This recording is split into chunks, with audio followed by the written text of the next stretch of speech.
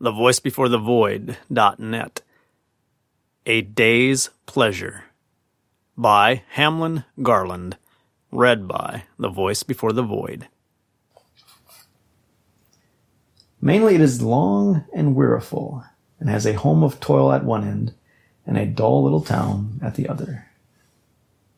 When Markham came in from shoveling his last wagon load of corn into the crib, he found that his wife had put the children to bed, and was kneading a batch of dough with the dogged action of a tired and sullen woman. He slipped his soggy boots off his feet, and, having laid a piece of wood on top of the stove, put his heels on it comfortably. His chair squeaked as he leaned back on its hind legs, but he paid no attention. He was used to it, exactly as he was used to his wife's lameness and ceaseless toil.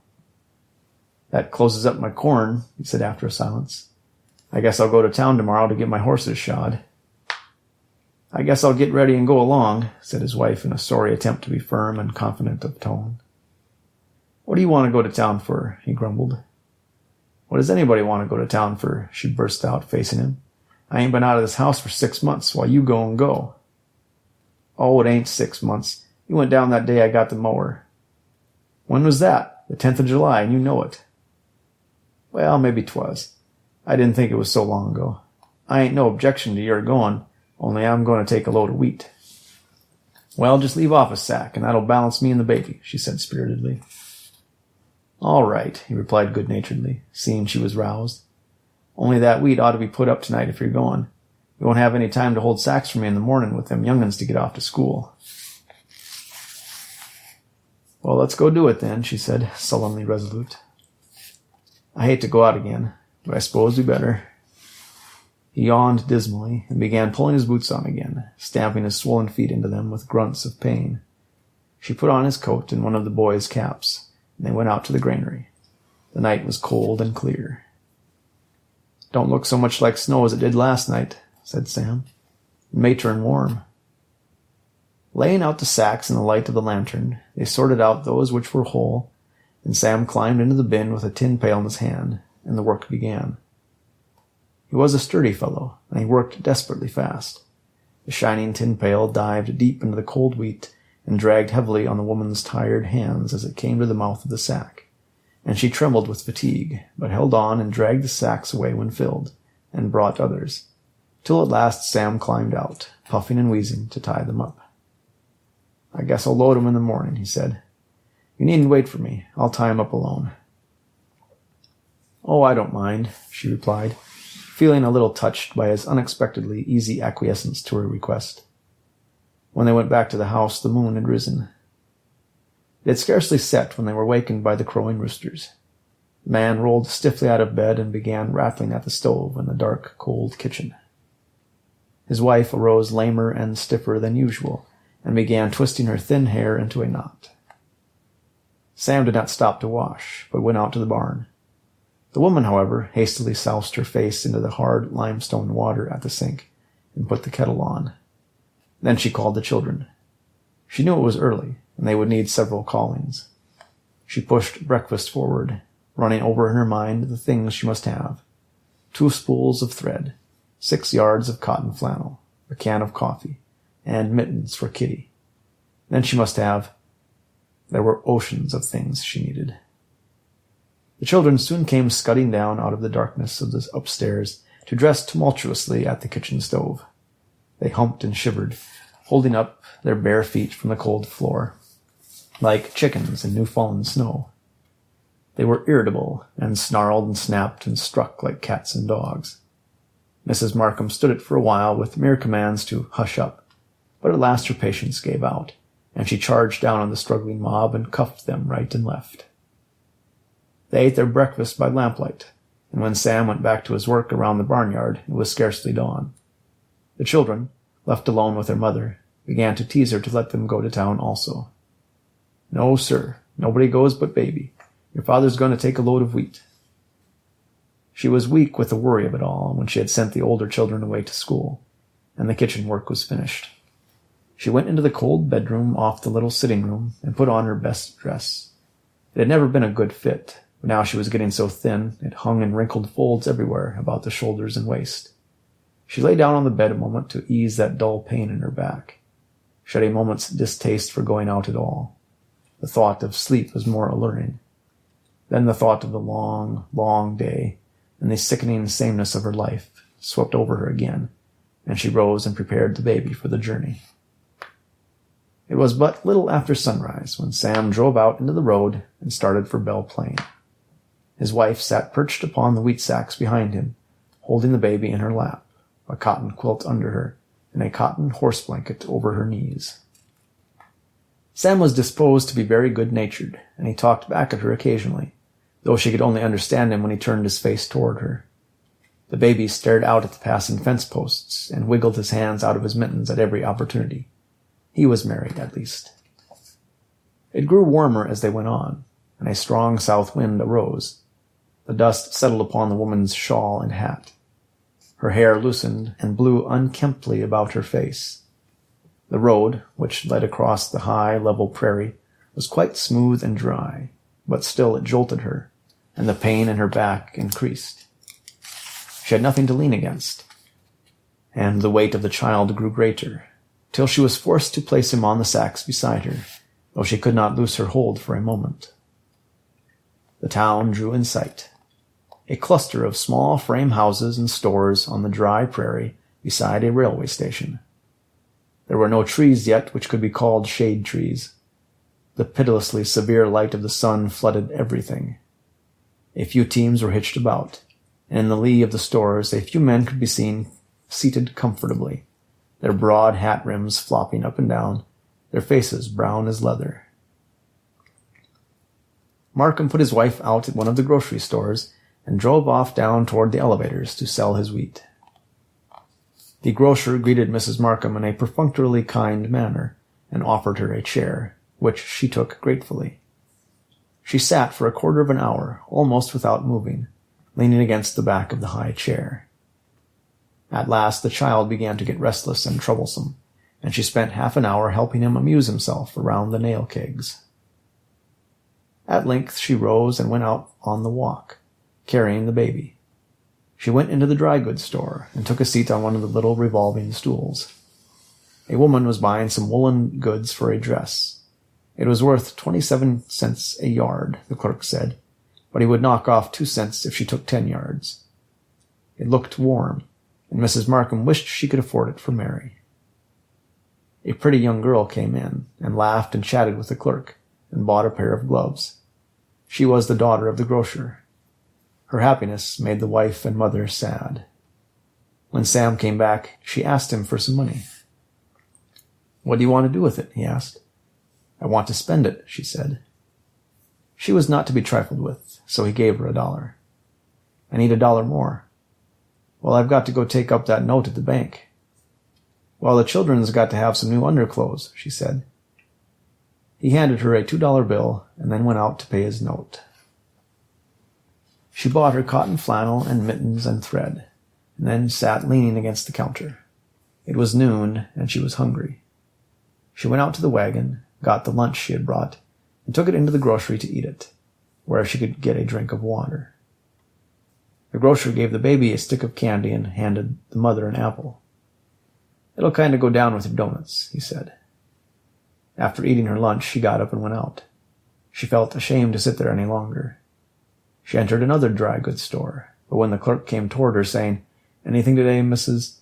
she answered, "No, I guess not," and turned away with foolish face. She walked up and down the street, desolately homeless. She did not know what to do with herself. She knew no one except the grocer. She grew bitter as she saw a couple of ladies pass, holding their demi-trains in the latest city fashion. Another woman went by pushing a baby carriage, in which sat a child just about as big as her own. It was bouncing itself up and down on the long, slender springs, and laughing and shouting. Its clean, round face glowed from its pretty fringed hood. She looked down at the dusty clothes and grimy face of her own little one, and walked on savagely.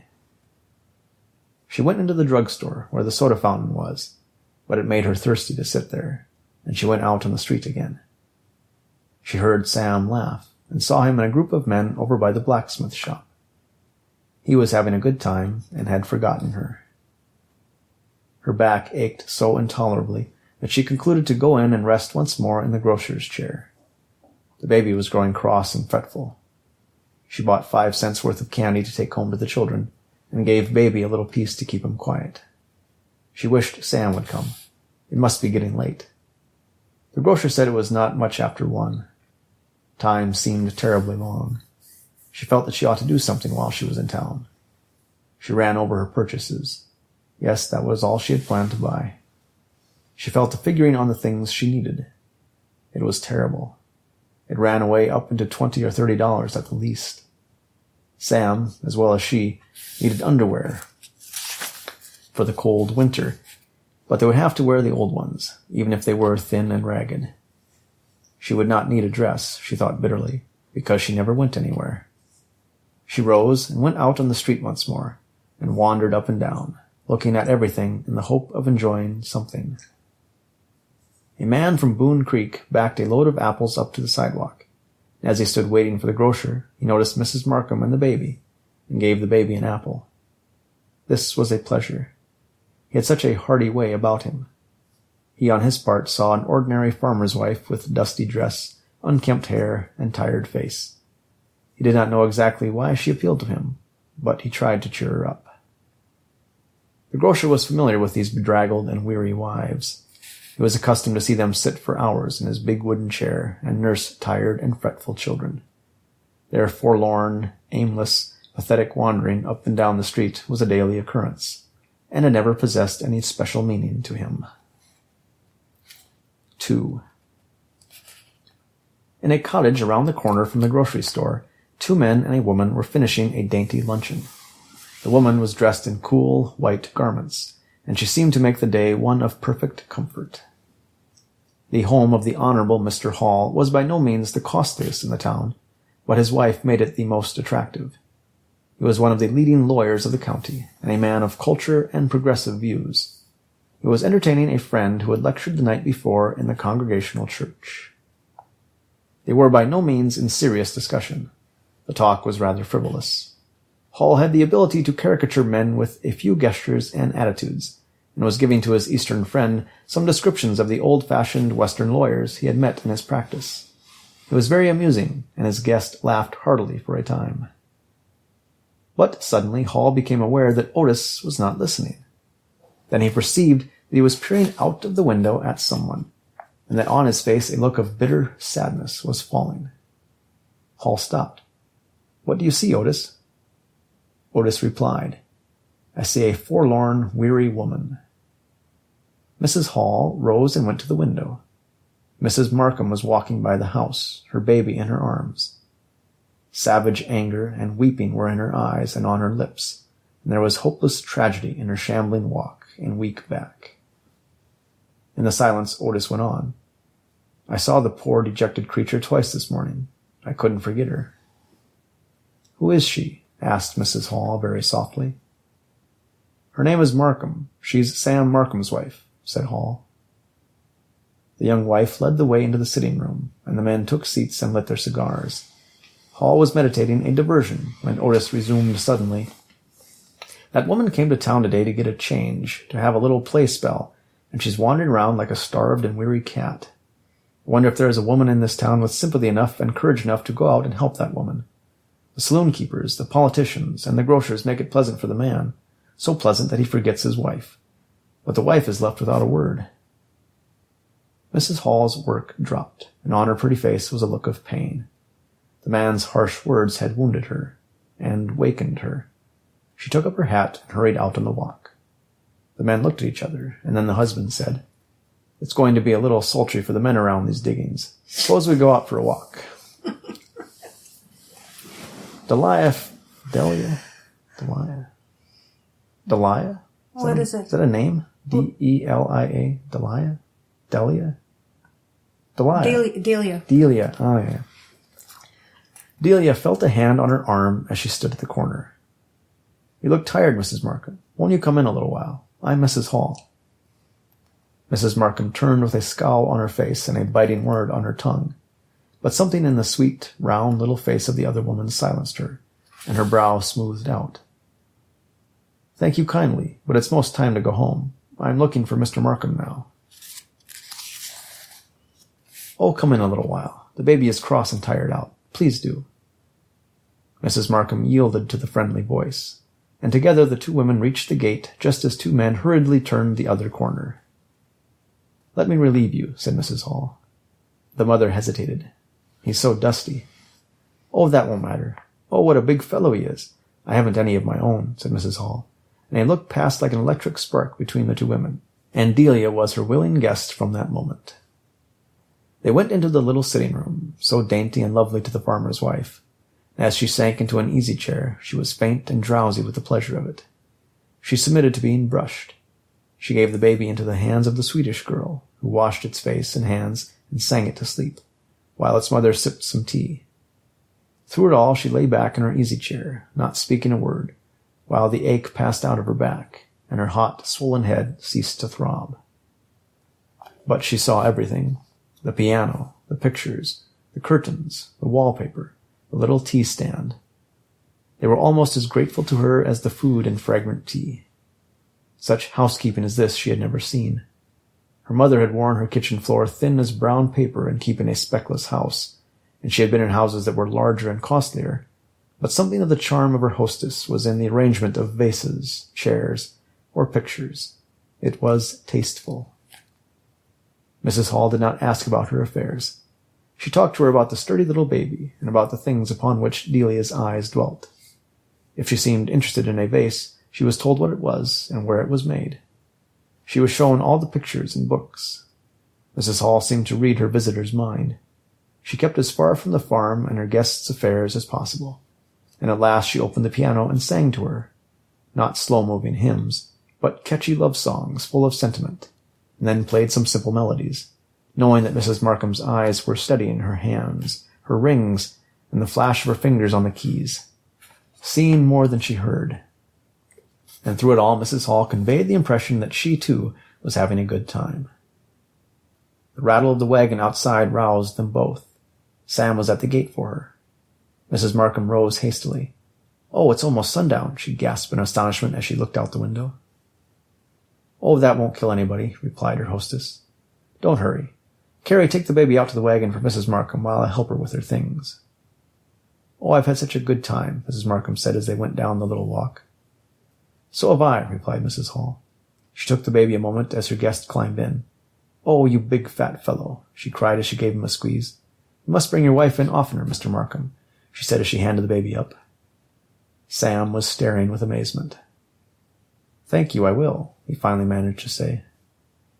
"Good night," said Mrs. Markham. "Good night, dear," called Mrs. Hall, and the wagon began to rattle off. The tenderness and sympathy in her voice brought the tears to Delia's eyes. Not hot nor bitter tears, but tears that cooled her cheeks and cleared her mind. The wind had gone down, and the red sunlight fell mistily over the world of corn and stubble. The crickets were still chirping, and the feeding cattle were drifting towards the farmyards. The day had been made beautiful by human sympathy. That's lovely. Yeah, this is a hell of a writer. It's really, that was just charming. Sad and charming. Everything is sad. Only if you pay attention, right? Yeah.